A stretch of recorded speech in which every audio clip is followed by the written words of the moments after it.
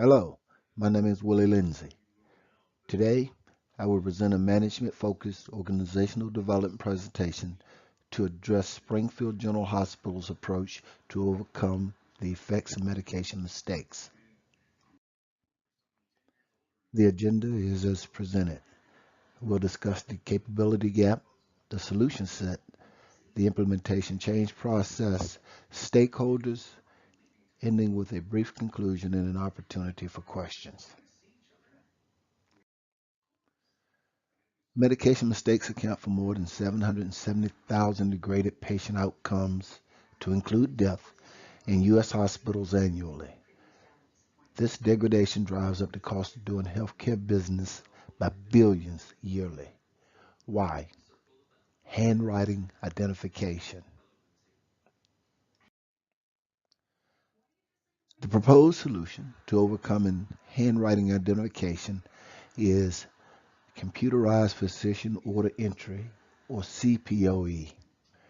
There's industry evidence that this software is successful in reducing medication mistakes and it saves money. It can be made available to all staff and is safe and accurate. It's designed to capture prescription errors, incorrect dosages, duplicate prescriptions and treatment, and allergy information.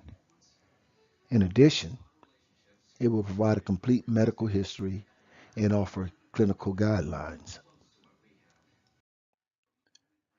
Here's the process by which the CPOE will be implemented in Springfield. The next 3 slides will outline the 3-step process with sequencing considerations. Springfield will use an approach developed by noted psychologist Kurt Lewin circa 1946-1947.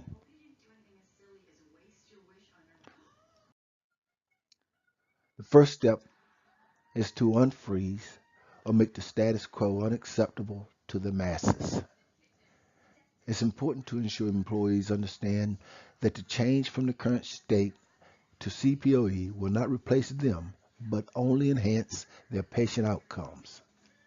In turn, the staff and stakeholders will be more committed and engaged in the change to CPOE. The next step will be to move from the current processing tools to the new CPOE. The move will have to be a dynamic and non-prescriptive move to allow for in-place or situational changes. The recommendation is to start the move in a smaller section of the hospital enclave, or a trial and error or wave approach that will lead up to a wholesale implementation. This approach will aid also in a lessons learned feedback as well as gain partisan support along the way. The final step will be to refreeze. Here, new norms and behaviors will be stabilized with the use of the CPOE software. The process also reinforces group commitment, and we use formal job aids to define and measure success. Then the next brief should be tailored to the staff and the stakeholders. The stakeholders are patients, providers, section and team leaders, and the sustainment or logistical support system. The most affected during this organizational change will be the staff as they undergo the process, and the support staff as they mold the operational environment to encompass the CPOE solution. So Springfield has a corporate concern that can affect the bottom line significantly. The selected solution to this concern is the CPOE software.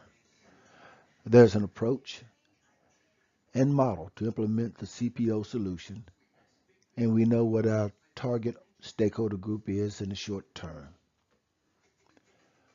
What are your questions?